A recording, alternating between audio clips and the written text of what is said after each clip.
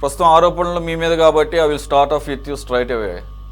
మీరు లోకల్గా ఉన్నటువంటి వ్యక్తి అంటే నేను అనేది ఎగ్జాక్ట్గా ఆ ప్రదేశం కాదు కానీ ఆ ఏరియాలో ఉంటారు కాబట్టి, అందులోని మహిళకు సంబంధించినటువంటి విషయం దట్టు ఆవిడ మోడెస్టీని హననం చేస్తూ జరిగినటువంటి ఒక దాష్టికం కాబట్టి దీనికి సూత్రధారి మీ పార్టీ అక్కడ వార్డు సెక్రటరీనో ఏదో అంటున్నారు, తెలుగుదేశం సంబంధించిన వ్యక్తి అని చెప్పేసి మీరు కూడా ఎండోర్స్ చేశారు, అతన్ని పార్టీ నుండి సస్పెండ్ చేశారు, కేసు కూడా కట్టారు, అంతవరకు ఓకే.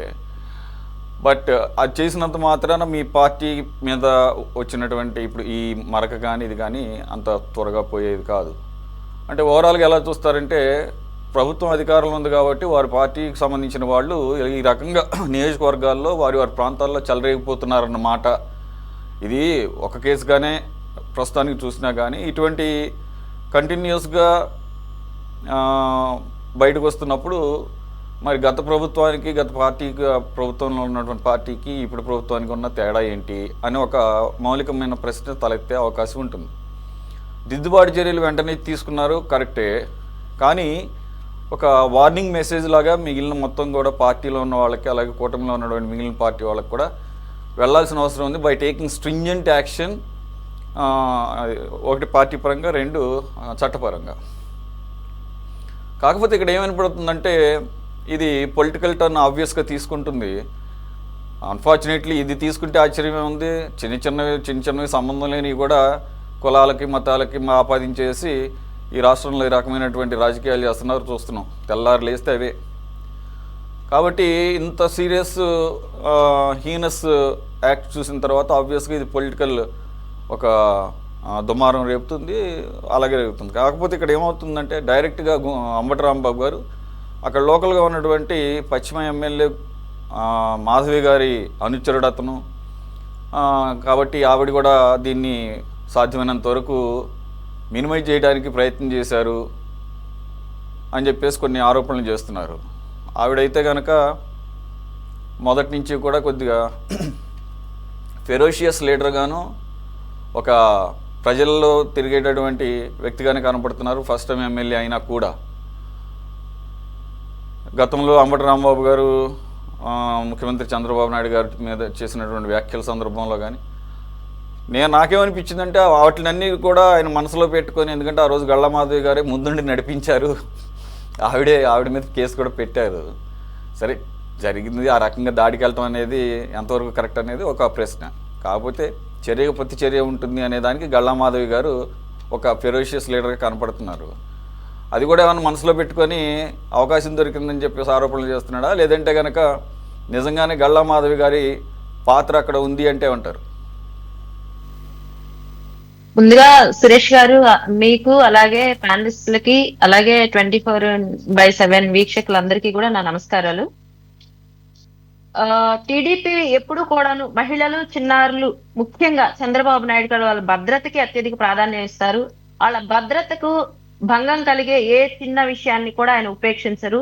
దానికి నిన్న మొన్న జరిగిన సందర్భాలుగా బోల్డ్ అన్ని సంఘటనలు గతంలో మనం చూసాము, మొన్న కూడా చూసాము. ఇక మొన్నటి విషయానికే వస్తే గల్లా మాధవి గారి గురించి మాట్లాడుతున్నారు. యాక్చువల్ గా అక్కడ జరిగింది, ఆమె ఇంటి ముందు ఉన్నటువంటి బోర్ ఏదైతే ఉందో గతంలో ఆమె వేయించుకుంది, తర్వాత అది మున్సిపాలిటీ పరిధిలోకి వచ్చింది. సో దానికి ఆవిడ రిపేర్ వస్తే చేసుకుంటున్న సందర్భంగా అక్కడ ఉన్నటువంటి ఇప్పుడు గొడవ వచ్చింది, ఇష్యూ చేయాలి కాబట్టి ఆయన టీడీపీ అని చెప్పి తీసుకొస్తున్నారు. అదర్వైజ్ కామన్ గా ఆయన అక్కడ ఉన్నాడు, వచ్చి ఏదో డిమాండ్ చేశాడని నాకు చెప్పాలని చెప్పి ఏదో మాట్లాడుకున్నారు. ఇరు వర్గాలు ఘర్షణ పడ్డారు. మొదటగా ఈ కుటుంబం వాళ్ళు ఆయన మీదకెళ్లారని ఒక సమస్య. ఆ తర్వాత ఆయన వెళ్లిపోయి ఇంకొక 9 మంది, వాళ్ళ భార్య, పిల్లలు, 2 పిల్లలు, వాళ్ళ చెల్లి, ఇంకా మిగతా వాళ్ళని హిజ్రాని తీసుకుని వచ్చి గొడవ చేశారు, దాడి చేశారు అనేసి. అయితే అది నిజంగా హేయమైన చర్య. అది మా పార్టీ ఉన్నా ఎవరి పార్టీ ఉన్నా మేము మహిళ పక్షానే నిలబడతాం కాబట్టి ఈ విషయంలో ఖచ్చితంగా కఠినమైన చర్యలు ఉంటాయని మేము చెప్పటమే కాదు, చేతల్లో చూపించాము. ఇకపోతే దీన్ని ఎవరు కూడా సమర్థించలేదు. టాప్ చూసుకుంటే గౌరవ సీఎం గారు చంద్రబాబు నాయుడు గారి దగ్గర నుండి, లోకేష్ అన్న గారి దగ్గర నుండి, హోమ్ మినిస్టర్ గారి దగ్గర నుండి, women commission chairman Rayapati Sailaja గారి దగ్గర నుండి, ఎమ్మెల్యే గల్లా మాధవి గారి వరకు అందరూ కూడా దీన్ని ఖండించారు. దానికి చర్యలు కూడా తీసుకున్నటువంటి పరిస్థితి. ఇకపోతే గల్లా మాధవి గారు చేసిన తప్పేంటండి, ఆమె వెళ్లి సమస్య ఇది అని చెప్తే వెంటనే సిఐకి ఫోన్ చేసి ముందు ఇమ్మీడియట్ గా కేసు కట్టమంటవా? ఆ సిఐని విఆర్ కి పంపించడమా ఎలక్షన్ వహించినందుకు? ఇదా మాధవి గారు చేసిన తప్పు? ఒక మహిళ పక్షాన్ని నిలబడటమే మాధవి గారు చేసిన తప్ప? అసలు ఈ విషయంలో విచిత్రమైనటువంటి విషయం ఏంటంటే, ఒకవైపు మా పార్టీ కార్యకర్త అని అన్నారు, చిన్నపాటి పోస్ట్ ఉందని చెప్పి అతన్ని సస్పెండ్ చేసేసాం ఇమ్మీడియట్ గా, ఎవరినైనా ఉపేక్షించేది లేదని. అతనితో పాటు ఎవరైతే సంఘటనలో ఉన్నారో ఆ నిందితులందరికీ కూడా వెంటనే ఎఫ్ఐఆర్ కట్టించి వాళ్ళకి రిమాండ్ కూడా పెట్టించాం 14 రోజుల పాటు. ఇకపోతే ఈ సిఐ ఎవరైతే ఉన్నారో అతనికి విఆర్ కి పంపించాం. ఆ బాధిత మహిళ పక్షాన మా వాళ్ళు అందరూ నిలబడ్డారు, మేము నిలబడి ఉన్నాం. మరి ఇక్కడ వీళ్ళకి కావాల్సింది ఏంటో మాకైతే అర్థం కాలేదు. ఈ విషయంలో హాస్యాస్పదమైన విషయం ఏంటంటే, అంబటి రాంబాబు గారు గతంలో మనం చూసాం గంట అరగంట అంటూ సంజన సుకన్య అంటూ మాట్లాడినటువంటి వ్యక్తి మొన్నటికి మొన్న అటువంటి ఎంతటి సంఘ విద్రోహ శక్తి లాగా చెలరేగిపోయి గుంటూరులో స్వయంగా గౌరవ ముఖ్యమంత్రిగానే లకారావుతో మాట్లాడినటువంటి వ్యక్తి, ఆ తర్వాత చూసుకుంటే అక్కడ సిఐ మీద దాడికి వెళ్ళిన వ్యక్తి, మొన్నటికి మొన్న అమరావతిలో వచ్చేసి పోలీస్ మీద చేతులతో నెట్టేసి దాడికి పోయినటువంటి వ్యక్తి, నిన్నగాక మొన్న ముద్రగడ పద్మనాభం గారి అంత్యక్రియల సమయంలో కూడా ఒక పోలీస్ అధికారి మీద ఎగబడి తోసినటువంటి పరిస్థితి. ఈయన ఎక్స్ మినిస్టర్, ఈయన వచ్చేసి ఇప్పుడు నీతి కబురు చెప్తాడు. ఇది వినాలి. ఇక్కడ కూటమి ప్రభుత్వం లేదా గల్లా మాధవి గారు చేసిన తప్పేంటండి? చర్యలు తీసుకోవడమా? మా కార్యకర్త ఎవరైతే ఉన్నారో మా చిన్నపాటి పోస్ట్ ఉన్న అతన్ని పార్టీ నుండి సస్పెండ్ చేయటమా? ఒకవేళ మీరు కనుక మాట్లాడాలి అనుకుంటే గతంలో ఎమ్మెల్సీ అనంత బాబుని మీ పార్టీ నుండి ఇప్పటి వరకు ఏమైనా సస్పెండ్ చేశారా? లేదే. డాక్టర్ సుధాకర్ పై చేసిన వాళ్ళ మీద చర్యలు తీసుకున్నారా? లేదే. నాగం అత్యాచారానికి హత్యకు గురైందే, ఆ వాళ్ళ మీద ఏమైనా చర్యలు తీసుకున్నారా? లేదే. గుంటూరు నడిబొడ్డులో రమ్య ఇండిపెండెన్స్ డే రోజు హత్య గావించబడింది. పక్కనే జగన్మోహన్ రెడ్డి ఇంటికి 100 మీటర్ల దూరంలో అంద యువతి హత్య గావించబడింది. ఆ పక్కనే సీతానగరంలో అత్యాచారం. ఆ రోజు ఏమి స్పందన లేనటువంటి ఒక మాట, కనీసం ఒక ప్రెస్ మీట్ కూడా పెట్టినటువంటి వ్యక్తులు ఈ రోజు వచ్చేసి మాట్లాడడం హాస్యాస్పదం. ఇకపోతే సొంతం వాళ్ళ హయాంలో మంత్రిగా చేసిన సీదిరి అప్పలరాజు గారి కొడుకు అజాగ్రత్తతో ఇష్టారాజ్యంగా మేమేం చేసినా చెల్లుబాటు అవుతుంది అన్నట్లుగా వాహనాన్ని నడిపి ఒక నిరుపేద గొర్రెల కాపరి మృతికి కారణమైనటువంటి వ్యక్తి, ఆ వ్యక్తిని స్వయంగా వాళ్ళ పార్టీ అధినేత వచ్చి మీడియా ముందు చెప్తాడు, చిన్నపిల్లోడు, యాక్సిడెంట్లు జరుగుతూ ఉంటాయి అని అంటున్నారు. అంటే ఆ కుటుంబం నడి రోడ్డు మీద పడితే బాధిత కుటుంబం పక్షాన్ని నిలవాల్సిన వీళ్ళు పోయి ఎవరైతే ఆ హత్య అనాలా, యాక్సిడెంట్ అనాలా, తెలిసి చేశాడా, కావాలని చేశాడా, అవన్నీ కోర్టులు చూసుకుంటాయి. అలాంటి వ్యక్తిని వెనకేసుకొని రావటం ఎంతవరకు కరెక్ట్? అంటే మేము మొన్న చూస్తే రావండి అతని విషయంలోనూ ఇదే విషయం. అంటే రౌడీ షీటర్స్ కి ఎవరైతే హత్యలు చేస్తున్నారో వాళ్ళకి, గతంలో అనంత బాబును చూసుకుంటే కనుక వాళ్ళ ఎమ్మెల్సీని ఆయన పూల దండలేసి స్వాగతం పలికారు బెయిల్ రాగానే. అంటే మర్డర్ చేసినటువంటి వాళ్ళు, అత్యాచారాలు చేసినటువంటి వాళ్ళు, ఎవరైతే యాక్సిడెంట్లు చేసిన వాళ్ళు, వీళ్ళ పక్షాన్ని నిలబడి వాళ్ళ చిన్నపిల్లాళ్ళు, వాళ్ళ అమాయకులు. ఇకపోతే జగన్మోహన్ రెడ్డి గారు వచ్చి మాట్లాడుతున్నటువంటి ఇన్ని విషయాలు కూడా పెట్టుకొని మళ్ళీ ఇకపోతే జగన్మోహన్ రెడ్డి ఏమంటారండి, మా వాళ్ళు వస్తే రఫా నరుకుతాం ఏంటి, గంగమ్మ జాతరలో మళ్ళీ రిపీట్ చేసి యాక్షన్ చేసి మరి చూపించుతూ. ఇలాంటి మాటలు ఏమైనా చంద్రబాబు నాయుడు గారు మాట్లాడారా? లేదే. ఎవరైనా సపోర్ట్ చేశారా? లేదే. మా వాళ్ళకి బీపీలు వచ్చినాయి అని అన్నారా? లేదు. ఇంకొకటి ఏమైనా అన్నారా? వీళ్ళు అన్నట్లు కోపాలు వస్తాయి, మండుతాయి, బీపీలు వస్తాయి, ఇలాంటివి ఏం అనలేదు కదా.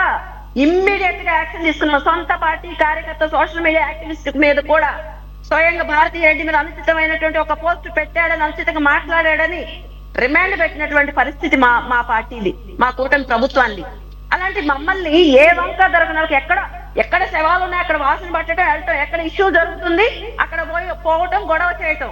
వీళ్ళకి ఏంటంటేనండి, ఎక్కడైనా అగ్ని ప్రమాదం జరిగితే ఎవరైనా ఏం చేస్తారు, ఎలాగ ఆడుకుదామా అని చెప్పి మంటలు అర్థం చూస్తారు. కానీ వీళ్ళు అలా కాదు.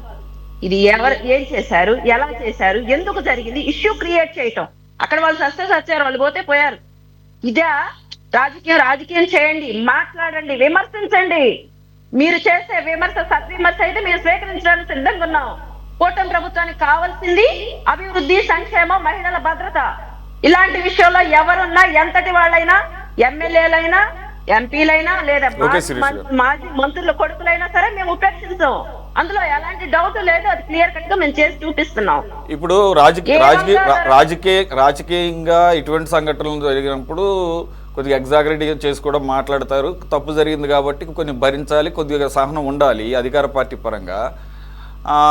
ఆవిడ పాత్ర లేదు నిజంగానే. లేకపోయినా కానీ ఆవిడ అంబటి రాంబాబు గారు మాట్లాడిన మాటలకి పరువు నష్టం దావా వేస్తానని చెప్పేసి అంటాం ఎంతవరకు సమంజసం? దీంట్లో ఉన్న severity of the incident consider చేయాలి తప్ప దీన్ని ఆయన ప్రత్యర్థి పార్టీకి సంబంధించిన నాయకుడు కాబట్టి అని చెప్పేసి ఆ రకంగా పరువు నష్టం చేస్తానని అంటే ఎంతవరకు సమంజసం అనుకుంటున్నారు? కొద్దిగా ఐ మీన్ ఒక సెంటెన్స్లో చెప్పండి.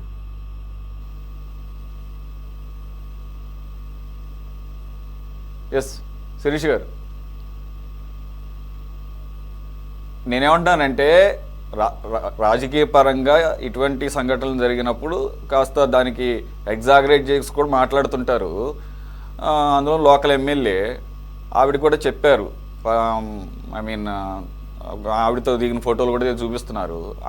అంత మాత్రాన అతను చేసిన దానికి ఈవిడ బాధ్యత వహించాలని కాదు. కానీ నేనేమంటున్నానంటే ఆరోపణలకి ఎంతవరకు పరువు నష్టం దావా వేస్తానని చెప్పేసి బెదిరించడం ఎంతవరకు కరెక్ట్ అంటున్నాను నేను. మేడం మ్యూట్లో ఉన్నట్టుంది. మేడం మ్యూట్లో ఉన్నట్టుంది మీ ఆడియో. బెదిరించడం కాదు సురేష్ గారు, అది మహిళల పక్షాన నిలబడినటువంటి ఒక ఎమ్మెల్యే, ఒక మహిళా ఎమ్మెల్యే నిజాయితీగా నిర్భయంగా ఎవరైతే బాధితుల పక్షాన నిలబడి ఎవరైతే తప్పులు నేరాలు చేస్తున్నారో వాళ్లకు శిక్ష పడేలా చేసినటువంటి వ్యక్తిని ఈ రోజు నిందాస్పదరాలుగా చూపిస్తూ ఆమె మీద నిందలు వేస్తున్నారంటే ఎలా ఊరుకుంటుందండి? ఆవిడ బాధితుల పక్షాన్ని నిలబడుతుంది, న్యాయం వైపు నిలబడుతుంది, ధర్మం వైపు నిలబడింది, మహిళల పక్షాన్ని నిలబడింది. ఏం చేయాలి? వీళ్ళు చేసినట్టుగా ఆ అమాయకుళ్ళెమ్మ తప్పు చేశాడని క్షమించాలా? అది చేయలేదనా? రైట్. కదా మహిళగా ఎవరైనా సరే అదే అక్కడ బాధిత మనది హేయమైన చర్య అని చెప్పి ప్రెస్ మీట్ పెట్టి అడ్రస్ చేసిందండి. గతంలో వీళ్ళు ఎవరైనా ఏదైనా ఒక చిన్న ఇన్సిడెంట్ వస్తే ఒక చిన్న ట్వీట్ పెట్టిన పరిస్థితులు ఉన్నాయా? ట్వీట్ పెట్టారు. చిన్నది కాదు, ప్రపంచం తల్లకిందులైపోయినా కానీ ఎప్పుడు కూడా జగన్మోహన్ రెడ్డి గారు వచ్చి ఒక స్టేట్మెంట్ కానీ ఒక ట్వీట్ చేయడం కానీ నేను చూడలేదు. డాక్టర్ సుధాకర్ గారి విషయం అవ్వచ్చు, అనంతబాబు విషయం అవ్వచ్చు, ఈ రోజుకి ఆ రోజుకి కాదు ఈ రోజుకి కూడా మా ఎమ్మెల్సీ చేసింది తప్పు అన్న ఒక మాట మాట్లాడిన సందర్భం లేదు. అదంతా ఓకే, అవన్నీ చూసే ప్రజలు రకమైన తీర్పు ఇచ్చారు. కాకపోతే మీ ప్రభుత్వంలో ఇటువంటి కార్యక్రమాలు కనుక ఇవి డే ఇన్ డే అవుట్ కనుక జరుగుతూ ఉంటే మాత్రం ఇది మొత్తం పార్టీకి ప్రభుత్వానికే తీరినటువంటి నష్టం జరిగే అవకాశం ఉంటుంది. అది ఖచ్చితంగా కమింగ్ ఎలక్షన్స్లో రిఫ్లెక్ట్ అవుతుంది. So you have to be very careful. వెంటనే స్పందించారు, ట్వీట్ చేశారు. నారా లోకేష్ గారు కానీ చంద్రబాబు నాయుడు గారు కానీ చర్యలు తీసుకున్నారు, అంతవరకు ఓకే. కానీ దాన్ని కూడా డిలే అయిందని అంటున్నారు. మరి ఏ రకమైన డిలే అనేది చెప్పాల్సిన అవసరం ఉంది. 15వ తారీఖు ఒక నిమిషం 15వ తారీఖు ఇన్సిడెంట్ జరిగింది. 15 ఈవినింగ్, 16 ఈవినింగ్ కల్లా అది కేసు కట్టారు, 17 కల్లా అరెస్ట్ చేశారు. మరి డిలే ఏంటనేది నాకు కొంత అవగాహన దీని మీద నాకు అర్థం కాలేదు. కోటేశ్వర గారు,